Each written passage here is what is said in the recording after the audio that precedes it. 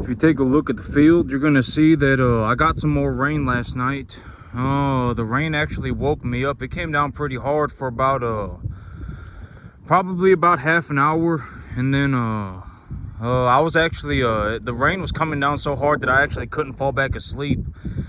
And then I remember last night that the rain stopped, and when the rain stopped, I fell asleep. And so I would think that it rained for about 30 minutes, and when it was raining, it came down pretty hard. And when I take a look at this soil, I would say that I probably have enough ground moisture to start getting ready to plant. Well, I'm still waiting for it to get a little bit cooler. It's still a little bit too warm. But when the soil temperature, or excuse me, when the temperature drops a little bit, probably about another 5 to 10 degrees, I really want it to be about 80 in the afternoon. I always say 75 to 85 in the afternoon, and that just means 80, right? So I really want it to be about 80 degrees in the afternoon, and with about 3 to 4 inches of rain a month. And when that's happening, I can grow a winter wheat with just the atmospheric conditions. And so right now I wanted to start off with a question, and it's going to be kind of a big question. And so you should pause the video after the question and answer it, and then continue to watch. And it's just to get you thinking. And so I've been talking about my business plan, right? This is going to be more about the business side of things. And so I've been talking about my business plan. What is the business plan? Right? I've talked about my business plan. What is the business plan? Pause it and answer the question. The business plan right now is I get on the feed. I take a look at the feeder cattle market. I take a 10% deduction off the price. I cut that number in half. And my benchmark animal is essentially a 200-pound animal that I would purchase for $700, right? I would purchase that animal for about $750. And so if I purchase a 200-pound animal, number 1 to 1.5 type medium large frame, for a 10% deduction, 10% deduction of the feeder cattle price, and then I cut that number in half, and then that's the benchmark, right? Is it going to work out exactly that way all the time? No, it's not. Right, I always say that when you make a plan, the plan is not to give you a perfect idea. It's just to give you a direction to go. You know, should you be going, should you have no idea what's going on? No, you should not. If you're running a business and you have no idea what's going on, that's a very good sign that you should probably not be running your own business. You should probably just go and do something else. All right, I'm being dead serious. Like if you have no idea what's going on, I mean, that's not good. Especially right now, you know, I've been going over all of this stuff for so long, right? I've been going over all of this stuff. Sometimes I talk about the business side. Sometimes I talk about the cattle side. Sometimes I talk about the crop management side. You know, I talk about all of these things. Sometimes I even talk about the spiritual side, right? Why should you not sell your soul? Why should you not go on a mystical, magical adventure, right? Because if you do, you're legitimately on the verge of blowing yourself up. Like a lot of times it's going to be like you're kicking the can down the road. If you're planning, for whatever reason, I've always said that being poor is like drowning in the ocean, right? I mean, you went off into the ocean by yourself. Nobody knows why. You went off into the ocean by yourself, and now you're flailing, and you don't see land anywhere. And if anyone even tried to help you, you would essentially take both people down. You would go down with the individual, right? That's why I don't help poor people. If you're broke, it's easy. You can fix that in 6 months. If you're poor, you're probably going to die that way. All right, and think about, what is the business plan? And I've always said that when it comes to a plan, what's the big idea of a plan? The plan is not to be perfect. The plan is to just give an idea of what direction I'm going. And what is the direction that I'm going? Well, the benchmark animal is a 200-pound animal, number 1 to 1.5 type medium large frame, that I purchased for essentially about $700 to $750. Right? I mean, sometimes I purchase them at $275, sometimes I purchase them at $150. Sometimes I even purchase 325-pound animals, right? I mean, it's not to be perfect. It's just giving me an idea of where I'm going. And so with everything that happened over the last 2 weeks, what is a, you know, this is the big question. What is a reasonable business plan? I want, you know, if you're watching this video and you want to be a cattleman, I want you to pause the video and come up with your own business plan. That was the business plan up until about 2 weeks ago. And then I had some things happen. It was unfortunate. And now I need to, you know, think about what's going on. And I need to think about where I'm going to be going. Forward thinking, objectively correct. So pause the video and come up with the business plan. And then I'll give you my answer. I'll give you what I came up with. And so what I came up with is that I'm going to hold on to my animals for 1 more month. And then I'm just going to continue forward with the business plan. Why would I do that? Think about it. The business plan was to sell animals at a 550 pound body conditioning score 6, right? That was the business plan up until about 2 weeks ago. I bring them home at about 200. I raise them for about 4 months.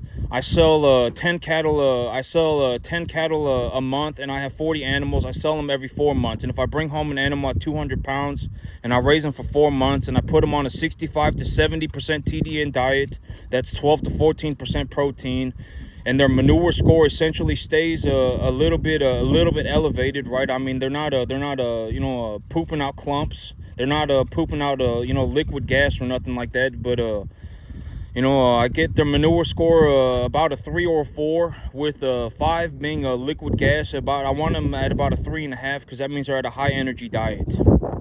And if I put them on this diet and I raise them for 4 months, then I can essentially put about 75 pounds a month on each animal. And if I bring them home at 200, I essentially get them to 500.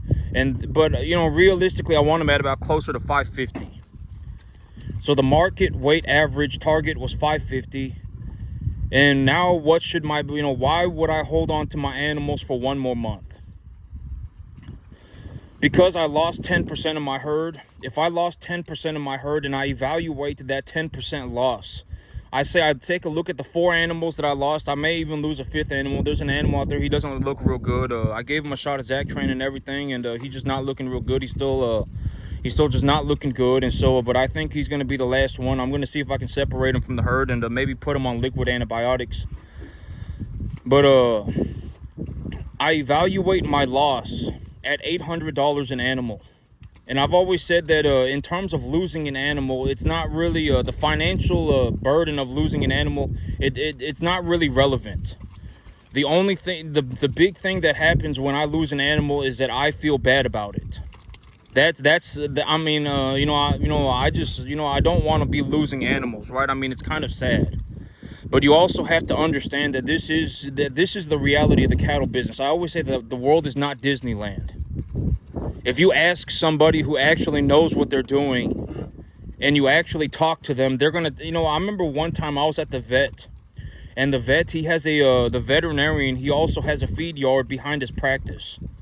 And so he's got his veterinarian service, and then in the back part of his veterinarian practice, he's got a feed yard. And he tells me that sometimes he loses 10% of his animals in a day. I remember one time I went over there and I talked to him, and he was like, I lost 10% of my animals last night. And that's a veterinarian. And I'm telling you that these are the numbers. If you get into the cattle business thinking that you're going to go on a mystical, magical adventure, you're in for a rude awakening. It's going to be, I don't know what to tell you. It's going to be like you're going to see it for what it is. Because, you have to understand that when you go to the sale barn and buy calves, people are not selling a bunch of super healthy, good, well-to-do calves. I would say that 1 out of 10 calves or so are going to be like the person sold it because the person sold that calf because they were having problems with that calf. And this is also what I mean by you really have to learn how to utilize animal medications and feeds properly. All right, we just got to take a look at it for what it is. I'm telling you, people do not just go and sell their best calf all the time. A lot of times people will sell a calf because that calf is giving them problems. Right? It happens frequently, maybe 10%, maybe even 20%. And so, and I swear it on my soul, you can ask my mother about it. My mama knows too, that the veterinarian, I met a veterinarian. I took my animals over there. He's got a feed yard behind his practice. And I remember talking to his talking to him about it one time, because I was like, you and me, we kind of in the same business, and I want to, and I talked to him about it, and he was like, yeah, I'm just gonna be completely honest. Last night I lost 10% of my animals, and I mean, he has like 200 animals, and so, I mean, he lost 20 animals in a day. And he's like, that just happens sometimes. And I'm like, you know what? Like me, I can honestly relate. Right? Like I know what that's like. Right? I mean, you don't feel good about it. I mean, you don't feel good about it. You did what you could.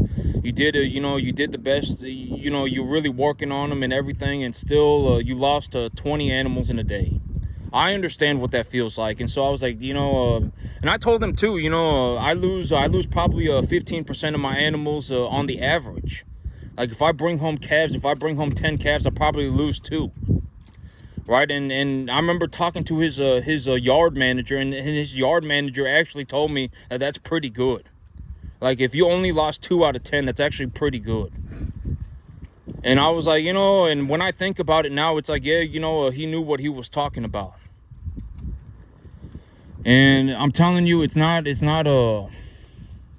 but going back to the business plan side, going back to the business side of things, if that was my business plan, if my business plan was if the benchmark animal for my business plan was a 200-pound animal, number 1 to 1.5 type medium large frame that I bring home for $700 to $750, if the feeder cattle market is going sideways at $235, $240, why would I hold on to my animals for 1 more month and then continue forward?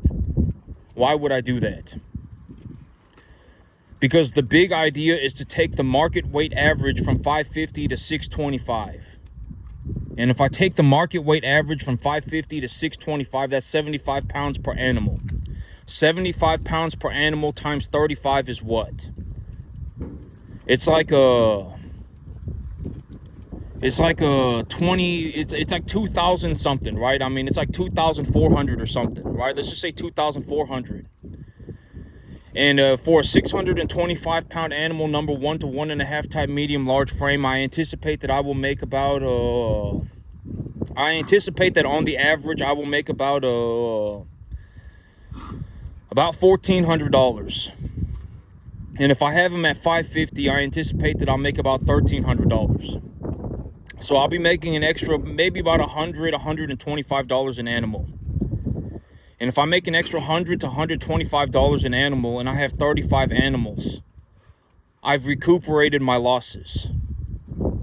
You see, that's my business plan. That's what I came up with. That's what I'm doing. This is also what I talk about when I say forward thinking and objectively correct.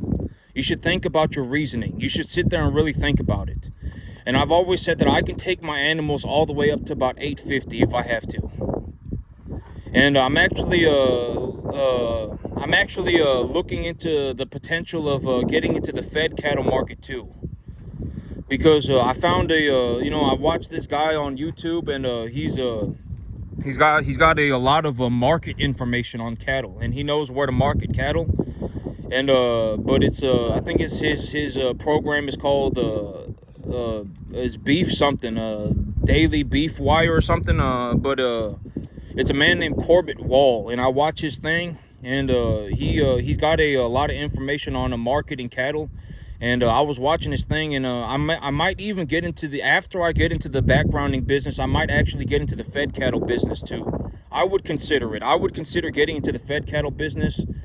And maybe I could just, do a 50-50, like a grass and grain.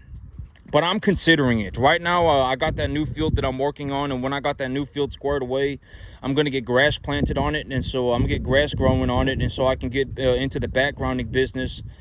Because right now, I'm in the, I'm in the backgrounding business, but I'm only really in the backgrounding business, I want to be in the backgrounding business 365 days a year.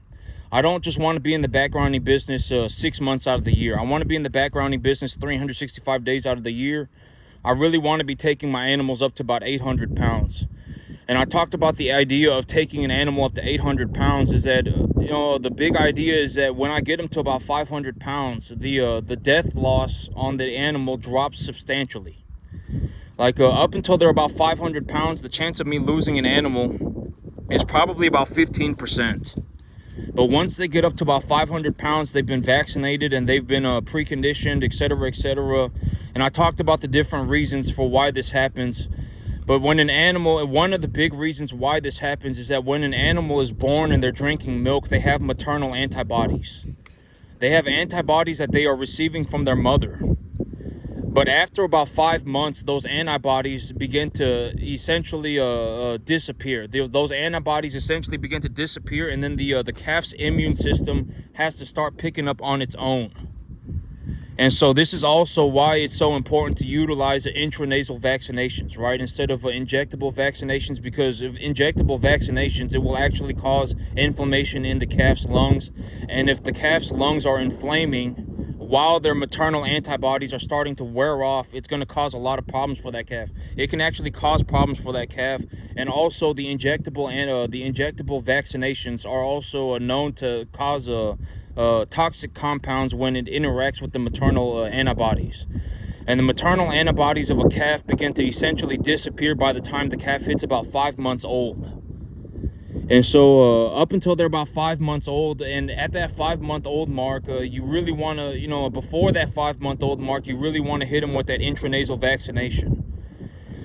And the reason is because you don't want their immune system essentially turned off, and they're starting to build their own immunity, and then now you send them off to the sale barn, they're going to get sick. A lot of people even sell sick cattle.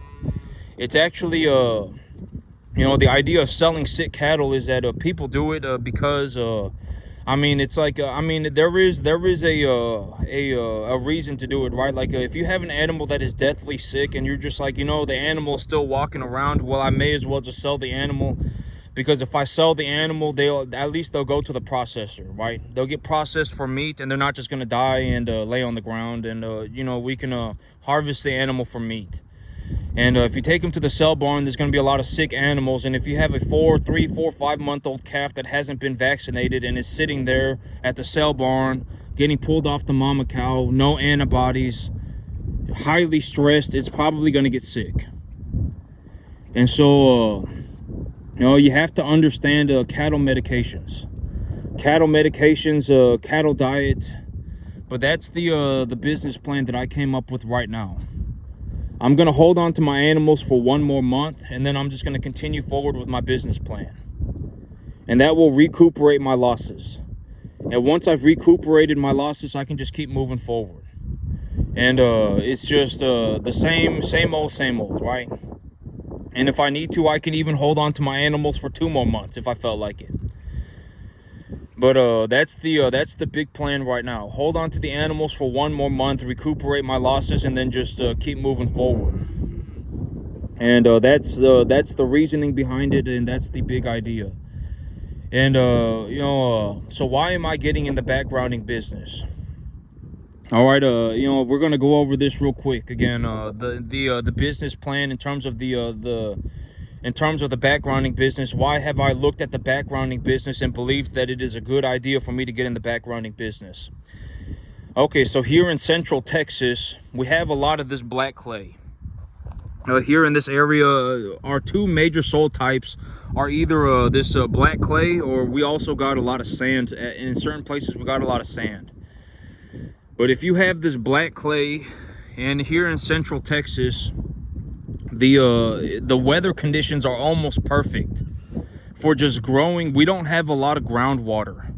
Here in Central Texas, we don't have a lot of groundwater, but our weather conditions are almost perfect 9 months out of the year to just grow grass without irrigation.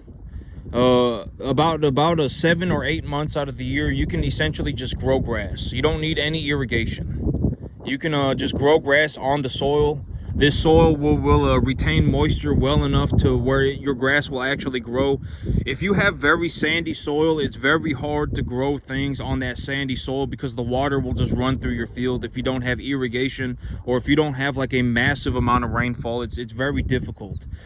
And so I like to buy fields with this black clay. It's got to have some kind of a clay loam soil. And if it has a clay loam soil and it's in Central Texas, and the pH is essentially somewhere around a 7 and a 7.5, because Well, and then you can also take a look at the soil crop classification, right? You can also look at that for free on the internet. And if I get put on a field that's essentially clay loam and I get 3 to 4 inches of rain a month, here in Central Texas, I can essentially grow grass without irrigation for about 7 to 9 months out of the year, and the grass is going to grow at near optimal capacity. And so why am I getting into the backgrounding business? Why am I getting into the backgrounding business in terms of the financial aspect of things? Because if I take an animal from 200 pounds to 750 pounds, I essentially make a 75% return on my money. It takes me about 9 months. And if I put $1 into something, I get $1.75 back. If I put 40 grand into something, I get like 70 grand back. And it takes me about 9 months. If I put $200,000 into it, I'll get like $350,000 back. And it takes me about 9 months.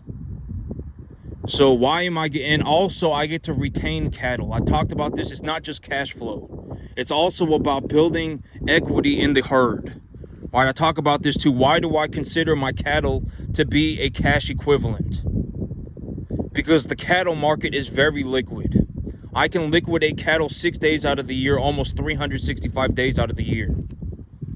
Right? People are buying and selling beef every minute of every single day. So cattle are essentially a cash equivalent. Granted that you appraise them reasonably. Right? Like you have an idea of what your animals should be buying, you should be buying your animals for, and what price your animals are going to sell for. You have a reasonable estimate. You're not just, you have no idea what's going on, right? I mean, you need to be able to calculate the cost of an animal pretty, within a reasonable margin, and also what you're going to sell that animal for within a reasonable margin. You have to learn how to do that. If you don't learn how to do that, you're just going to be lost in the dark all the time. You won't know what you should pay for an animal. You won't know what you're going to get when you're selling an animal. You'll just have no idea. And so you need to learn how to do that. I talk about that skill set all the time. Right, and I'm not trying to fiddle my own diddly. I'm just saying that up until this day, I've been about 5% correct every single time, right? And so, you got to learn how to do it. And why am I getting into the backgrounding business? Because the big idea of the backgrounding business is that I'm going to put the cattle on grass between about 500 and 800 pounds. And if I bring them in at 200, I raise them to 500, and then I put them on grass until they're about 800, I'll make about a 75% return on my money.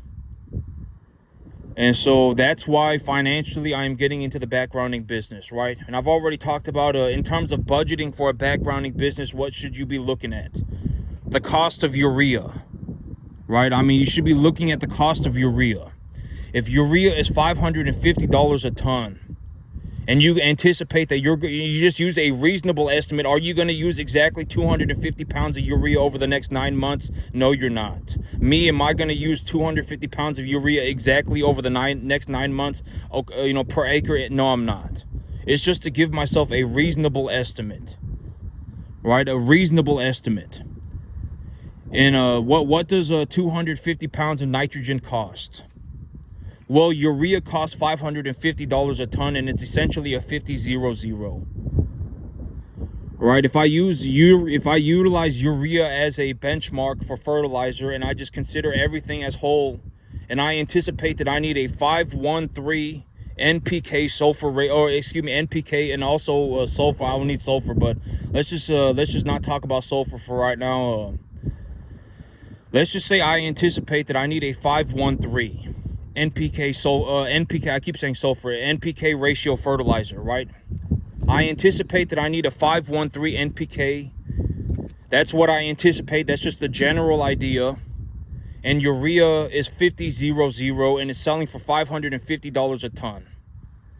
Well, if I need if I need a 513 and I need 250 pounds of nitrogen, essentially just straight urea, then if I think about it in terms of an NPK ratio, 513, and I need 250 pounds of nitrogen, that also means I need 25 pounds, that also means I need 50 pounds of phosphorus and 150 pounds of potassium. So if I need 250 pounds of nitrogen, 50 pounds of phosphorus, and 150 pounds of potassium, that's 450 pounds of fertilizer. If I just utilize just urea, right? Because if I go to the fertilizer co-op and I say I don't want urea, I want an ammonium sulfate mixture with whatever, the 25-5-15. Well, the cost of the 25-5-15 is going to be about the same as the price of urea itself. It might be about 10% cheaper, but we're just going to utilize urea as the benchmark. So if I need 450 pounds of fertilizer overall spread over NPK, and I utilize urea as the benchmark, and I only calculate essentially just urea just to get an idea of the budget, then I need 450 pounds of nitrogen per acre. That a fertilizer. I'm not gonna say nitrogen. A fertilizer per acre over the next 9 months. And if I utilize urea as the benchmark and I just say it's 50 pounds, or even if I say, let's just say 45, because it's like 4800, so let's just say 45. So that means I need 1,000 pounds of urea per acre over the next 9 months. A fertilizer, not urea, let's just say fertilizer, because I'm not going to be putting 450 pounds of nitrogen on my field per acre. That would be crazy. Right? Realistically, I'm probably going to put about 200 to 250. And it's going to be put on the field over a course of 9 months. And so if I look at it that way, then I need 1,000 pounds of fertilizer per acre. And fertilizer is $550 per ton. So that's going to cost me $275 per acre for the next 9 months. And so when you take a look at it, and it's like, well, how many 500-pound calves can I raise to 800 pounds on a 10-acre field? About 3 to 5 per acre. So if we're talking about 50 calves on a 10-acre field, if we're talking about 40 calves on a 10-acre field putting on 75 pounds a month, and it cost me $2,750 to fertilize that field for the entire year, then growing the grass is practically free. I talk about this all the time, right? If you don't have any machinery and you plant grass and you grow the grass and you just put the cattle on the grass, it's practically free. Right? I mean, I always talk about this, right? Why do you not want machinery? Because if you have machinery, the golden rule with machinery is that machinery always breaks. You always have to put money into it, and also machinery is a depreciating asset. It does not go up in value. Right? And so you're going to have to put money into the machine all the time to keep it running. So if you don't have any machines and you plant the grass and you just put the cattle on it, it's almost free. It costs like $2,750 for a year, and you can run like 100 calves on it. Put on like 75,000 pounds of beef. It's almost free. You can put on like 50, 60,000 pounds of beef for like $2,750. It's almost free. And so that's why I'm getting into the backgrounding business. And I've always said that when it comes to starting a business, what's the big idea of starting a business, right? You should really only start a business when you can make a lot of money, right? I mean, because if you can't make a lot of money, then you might as well just go and get a job. I mean, and I know that sounds horrible, but I mean,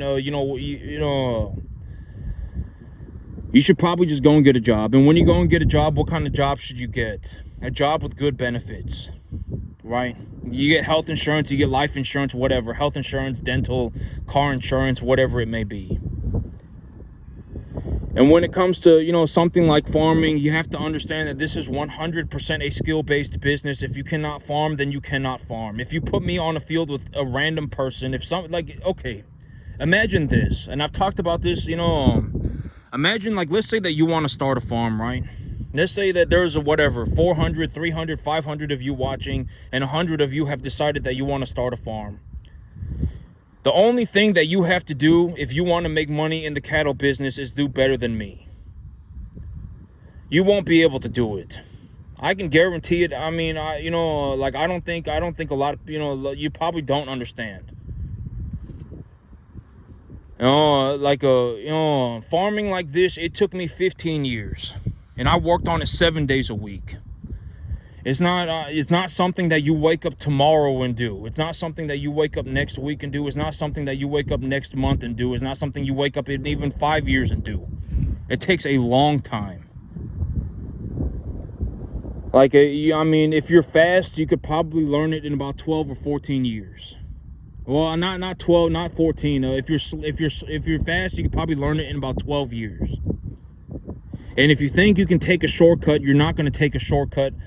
You're going to end up blowing yourself up. You're going to end up throwing yourself off a cliff. There is no shortcut. I know that sounds horrible, but I mean, there is no shortcut.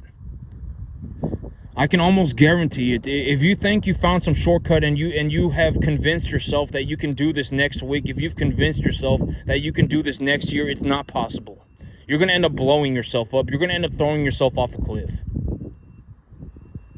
You really have to think about the long term.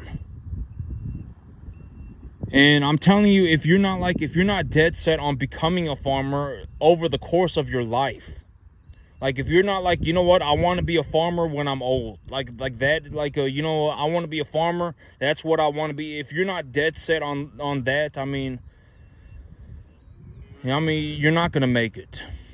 This is not the work. It takes a long time to learn. It takes a long time to learn, and you're gonna have to get in a lot of reps and a lot of practice.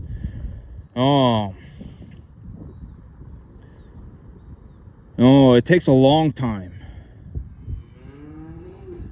And I can almost get, but okay, here's the thing about business. In terms of business, what you're gonna find is that when you go into business, and this is gonna sound horrible, but I'm just gonna say it, because it's what I honestly believe. When you go into business, you're going to find that a lot of people are complete turds.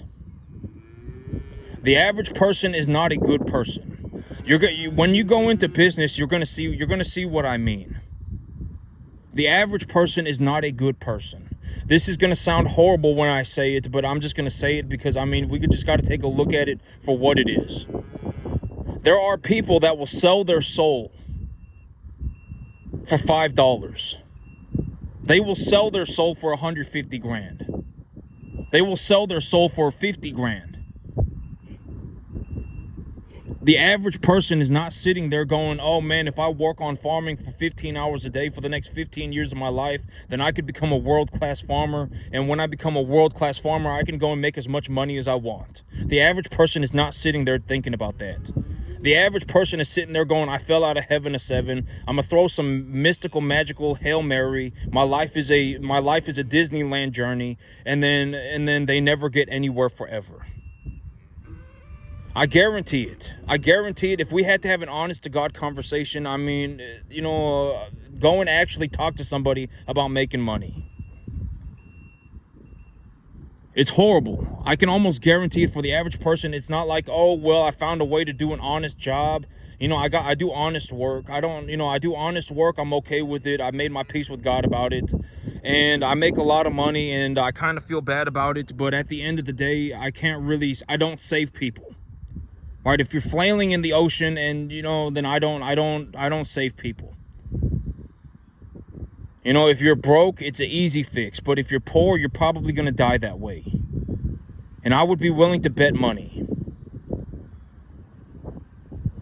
Right? And a good example of this, of being poor, and I've said, it starts very early, but it can usually you can fix it by the time until someone's about 15 to 18 years old. And this is a very good example. Yesterday, there was a kid in the shop. And, there was a kid in the shop, and I'm not saying anything, I'm just saying that this is a real life thing. He was maybe about 6 years old, and he was walking around the shop trying to steal toys. He was putting toys in his hand, and he would clutch them in his hand real tight, and then he would try and walk away, and you would have to walk up to him and tell him, hey, give me that back. And and he would give it back, and he would come in, and he would be crawling around on the floor, like he would try and crawl around on the floor so you wouldn't see him, and then he would try and reach up and take the toys back, and he would try and walk off with the toys. And when they're that young, like if you have somebody that is that young, you can correct that behavior, right? I mean, you can correct that. It's like you can tell them, hey, we don't steal. Right? We don't act like an idiot. Stealing is what idiots do, and we don't act like idiots, right? You can correct that when they're young. But if that kid is not corrected by the time they're 15, 18 years old, I can almost guarantee that they are stuck as a poor person forever. I can almost guarantee it. Right? And I talk about this, all the time. It's usually by the time you're about 15 to 18. If you're 15 to 18 and you're poor, you're probably going to be stuck poor forever. If you're broke, you can fix that. Right? Like, and yesterday, that was a very good example. I remember seeing this kid, he kept trying to steal toys, and I'm like, his mama needs to come out here and tell him. Or, I don't know what's going on with this kid, but, like, I don't want to sit here and, he kept trying to steal toys, and he'd go crawling around, and he'd go crawling to try and sneak through, and he'd try and grab toys, and when they're that young, you can correct it. Right? When they're that young, you can correct it, but by the time they're 15, 18 years old, if that behavior has not been corrected, they're going to be stuck that way forever. And that's the same way with being poor. That's just being a poor person. You're going to be stuck that way forever. I can almost guarantee it. Like, you're not going to wake up tomorrow and just go, you know what? I'm tired of being poor. I'm not going to be poor. I'm just going to be broke. And and if you're broke, it's an easy fix. How do you fix being financially broke? You just make more money. It's easy. Right? And think about it in terms of a statistic. Why do I say your goal should be to make $8,000 or $9,000 a month? If you're sitting there thinking about, oh my God, I need to make $1 million right now, or I'm going to be poor, you are poor. Right? I mean, you're not going to be poor because you don't have $1 million. You're already poor. The chances of somebody making $1 million over the course of a year is 0.0001%. You're not going to be able to do it. The chances of somebody making $8,000 or $9,000 a month is like 15%. So, I mean, realistically, 1 out of 10, 2 out of 10 people or so have the capacity, are more than capable of making over $8,000 a month. And so you increase your chances of succeeding by like 100,000% if you decide to go and make $8,000 or $9,000 a month instead of $1 million. And if you make $8,000 or $9,000 a month and you don't act like an idiot, you essentially can buy anything that you want. Anything. Short of a yacht or a private jet. You can buy 99.999% of anything on the entire planet if you bring home $100,000 a year. And so that's more realistic, right? If you're broke, you can go and find a way to make $8,000 or $9,000 a month. Right? I mean, if you're poor, you're going to die that way. Right? You don't need $1 million to be rich. You don't need $2 million to be rich. You just need to not be an idiot and make about $8,000 or $9,000 a month. That's the reality of the situation.